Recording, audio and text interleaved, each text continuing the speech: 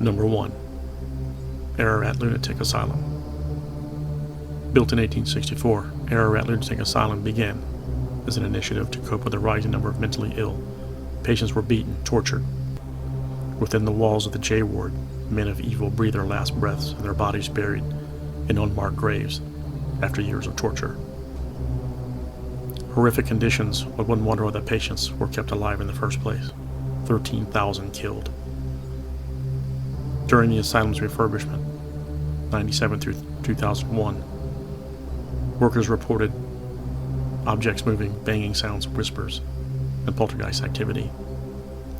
Today the facility is a museum and available to the public through tours. Are the ghosts of the tortured and abused still haunting the museum? Number 2. Athens Lunatic Asylum, Athens, Ohio.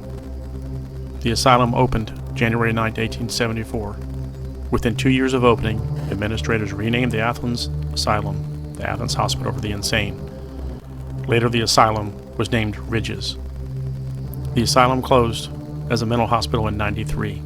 The Ohio University eventually purchased the grounds, renamed the site Ridges. The hospital still spawns much interest, though, with many people believing the grounds are haunted. Most believers point to a 54-year-old woman who died in one of the hospital's abandoned wards in 1979. The woman, a patient, leaving a permanent stain on the floor where the visitors can still see today. The hospital is listed as a National Register of Historic Places. Archives on the asylum show that hydrotherapy, electroshock therapy, lobotomies, psychotropic drugs were all used as treatments. The cemeteries at the Ridges are full of history and mystery.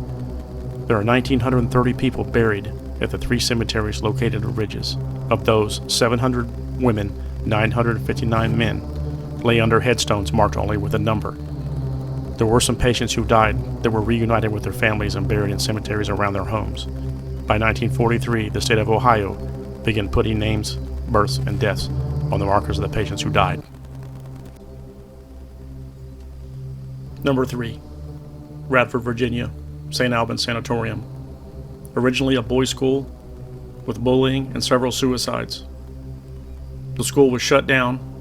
St Albans reopened as a psychiatric infirmary in 1916. It was supposed to be a better alternative to the other asylums throughout the United States.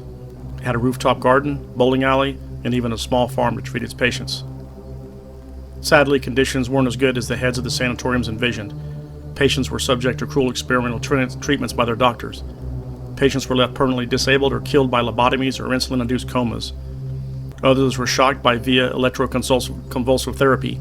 Still others were completely wrapped like mummies in towels drenched with ice-cold water or left to soak in the tub for days. The sanatorium was also ill-equipped to deal with the thousands of patients that entered for treatment. By 1945, the staff-to-patient ratio was 48 to 6,509.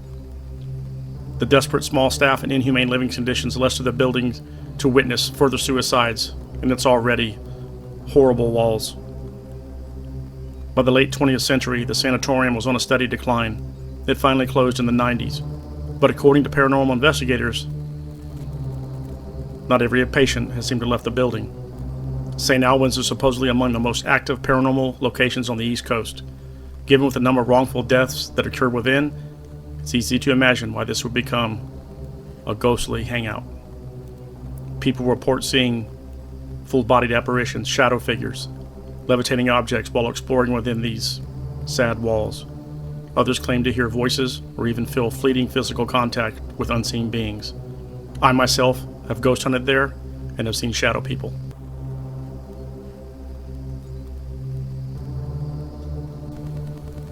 Number 4. Mansfield, Ohio. Built in 1886, the Ohio State Reformatory was designed to humanely rehabilitate first-time offenders and was initially applauded as a positive step towards prison reform. Then, conditions rapidly deteriorated. After 94 years of operation, the prison's legacy became one of abuse, torture, and murder. Denounced by civil rights activists for its brutalizing and inhumane conditions, the prison eventually shut down in 1990. Now within the decaying walls and abandoned prison, the restless spirits of prisoners and workers are said to still remain confined. After taking over ownership in '95, the Mansfield Reformatory Preservation Society unsealed the prison for ghost tours. Since the prison opened its gates to the public, it has been considered among ghost hunters as one of the most active haunted places in the United States. Paranormal investigators have captured numerous orb photographs and haunting EVPs. Many report unexplained cold spot equipment malfunctions. The imposing architecture, modeled to resemble old-world German castles and Victorian Gothic churches, conveys the atmosphere of a prison. Inmates recall deplorable conditions including rats, inedible food, and disease.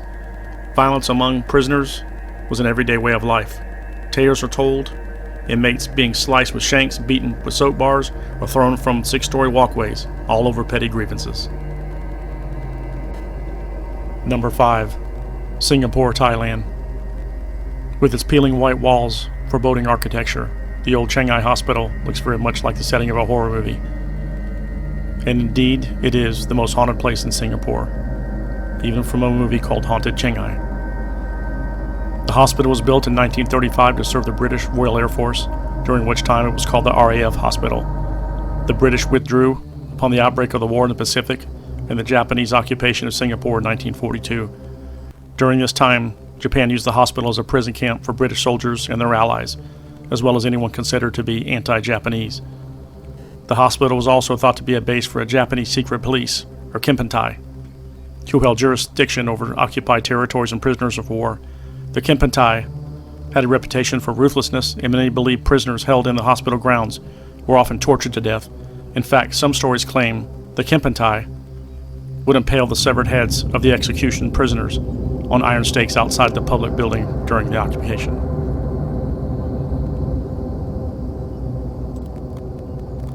Number 6. Spring City, Pennsylvania. The Pennhurst State School and Asylum, originally called the Eastern Pennsylvania Institution for the Feeble-Minded Epileptic, was authorized for construction in 1903. It was conceived as a state-funded and operated facility to house any individual deemed feeble-minded and thus unable to function in normal society.